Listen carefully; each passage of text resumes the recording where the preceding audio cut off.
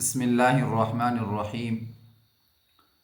حضرت شقیق بلخی رحمہ اللہ اپنے زمانے کے بہت بڑے اللہ کے ولی، بہت بڑے بزرگ گزرے ہیں۔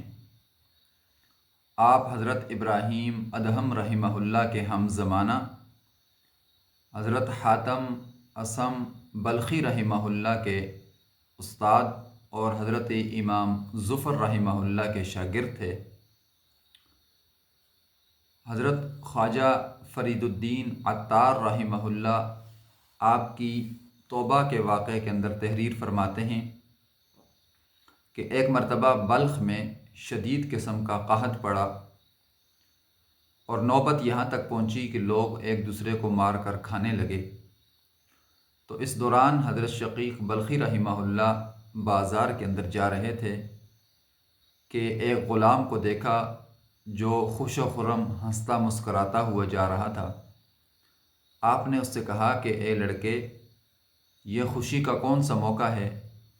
کیا آپ کو مخلوق خدا بھوک سے مرتی ہوئی نظر نہیں آ رہی؟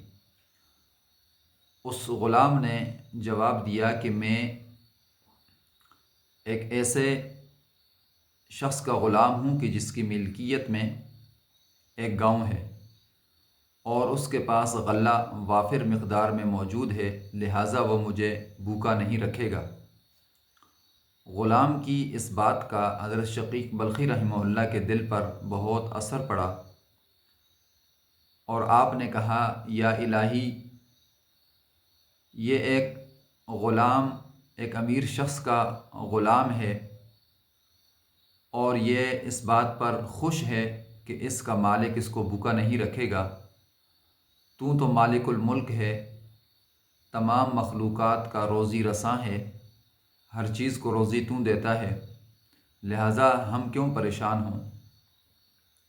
تو اس کے بعد آپ نے توبہ کی اور دنیا کے تمام کاموں سے ایک طرف ہو گئے اور توکل کے اندر انتہائی کمال درجہ حاصل کیا اور تقوی اور طہارت کی زندگی میں بہت آگے تک گئے۔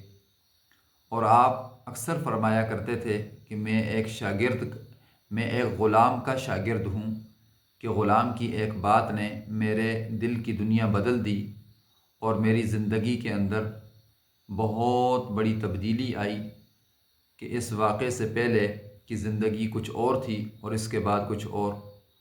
تو جب اللہ کی رحمت متوجہ ہوتی ہے تو ایک بات، ایک واقعہ، ایک چھوٹی سی واعظ و نصیحت جو ہے وہ اتنا اثر کرتی ہے کہ انسان کی زندگی بدل جاتی ہے۔